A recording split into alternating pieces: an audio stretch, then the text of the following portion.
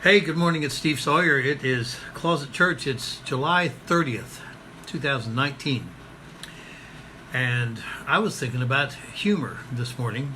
And, one of the first things I thought about was when I was younger, you'd see some of these exquisitely beautiful women, and they'd be married to some of the homeliest looking guys. And occasionally somebody would ask the person, I think Raquel Welch even,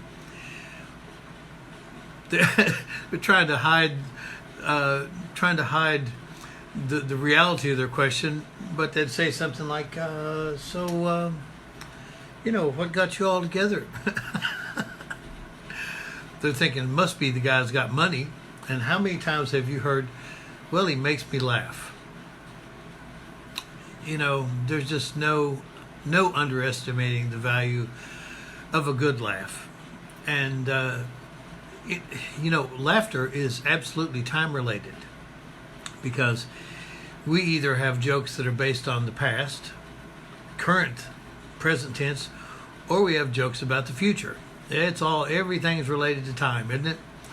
But the jokes that should make us laugh based on the past would be remembering just how anxiety ridden or how fearful we might have been going through certain things. And they worked out okay. And to be able to make fun of that, there's a really great value in being, like, if you have a boss and the boss, if you make a mistake at work and the boss is kind enough to go, God, I did that once, and he tells a story and you both laugh, you're getting rid of self-importance. Now, I wrote something this morning on the Facebook page. And I had to think about it long enough to try to write something that I thought would make sense, that kept me from going live. And once I wrote it, I went, I don't know if I have anything to add to that. And I just decided, after only 3 people looked at the written post, it's like, man, you got to go live if you want to be able to tell the story. But our anxiety, being able to make fun of ourselves is a great thing to release the pressure of this life and the stresses and things like that. Some of them are manufactured, some of them are real. The current thing, I think if we can make fun of things that are going on right now, part of that's going to be dependent on realizing that we worried about stuff in the past, probably about the same kind of thing, but they worked out. So you lighten your load. And the future stuff, now this is probably what the angels do better than we can possibly comprehend, because they actually probably get a good laugh when everything goes sideways, knowing that all things work together for good, right? And that's got to reduce the stress. I don't know what it's like to be anything but a human, but I suspect that the higher up you go, the less need you might have for the intense amount of humor that we need. It's been a long time since I've had one of those guffaws, that they call them, where something hits you and it's just funny and you laugh so immediately, and it's such a deep laughter that you even love the sound of laughter. And, it becomes infectious, contagious. They've proven the value medically and psychologically and spiritually of laughter. They've got it in hospitals, and think how important it is. They used to advertise these laughing rooms in Japan, and I watched one thing this morning instead of being on live, and it was one guy that was in charge of this room of very stoic Japanese men. He walks in, he has his little radio and he's playing something. He laughs a little, and they're just so... It's like that, remember that show that came on, it was years ago, Make Me Laugh, where you'd get these really funny comedians and they would just try to make somebody laugh. And the object, of course, was the person wanted to try not to laugh. Well, that's what these guys were doing. They didn't want to break down. I guess that was a sign of weakness. So this guy starts laughing hysterically. Next thing you know, a couple of them, you can see them, they're breaking, they're smiling. laughter is a universal language, right? It doesn't matter whether you are speaking Russian, Japanese, Chinese, French, German, Swahili, English, French. We all laugh the same. We all sound the same. If you get a bunch of people laughing, you don't know where they're from because it all sounds the same. There's something so beautiful, so powerfully wonderful about the sound of laughter, especially with one of your babies when they're little kids and something gets them going. Where did our laughter go? What happened? It still belongs to us. I think it's really, really important that we find ways to allow ourselves to laugh again.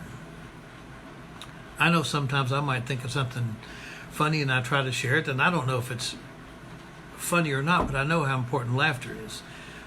I know how important a smile is. Even I would rather be around somebody like Cindy, who always has a smile available. It's kind of like the tortoise and the hare. I'd rather be like the tortoise and have that general sense, that runs deep of everything's going to work out okay, than be on the hysterical roller coaster of life where you go from laughing maniacally to crying and weeping because something went wrong. Anyway, we all have to find things that help us laugh. So I just want to encourage all of you to take time to watch a video online, to learn a couple of jokes and tell them to friends and get their reaction. I've got one joke that is Cindy's joke, and I have told it many times. It's a little bit risque, but I'm not going to tell you the joke, but I am going to tell you the circumstances around the joke. We were at a black tie party. I don't remember where, but it was probably, over 20 years ago. And this is, I think Cindy's the most beautiful woman in the world, but when you're in your 30s, she was still car wreck material. And I've seen her cause 2 car wrecks. Not that it was her fault, but they were looking at her instead of watching where they were going. But Cindy looked fabulous. And so we're in this circle of people who are smiling, this genial smile, and everybody just kind of looking. And somehow it comes up and Cindy says, "Oh, I have a joke." So obviously the men are like, now they've got an excuse to absolutely stare at her. So, this big circle of guys and the women, she's easy on the eyes for anybody. They're staring at her. She starts telling this joke. And at the end of it, the punchline, there's champagne coming out of some people's noses. It was that good. And it was a great moment. I'll tell the joke to somebody privately, but it's a little risque, and I never know. I never know who's watching. But we need joy in our life. We need to have faith, and faith changes our desire for humor. I know when I was much younger that I might laugh at somebody's misfortune just because, the comedian.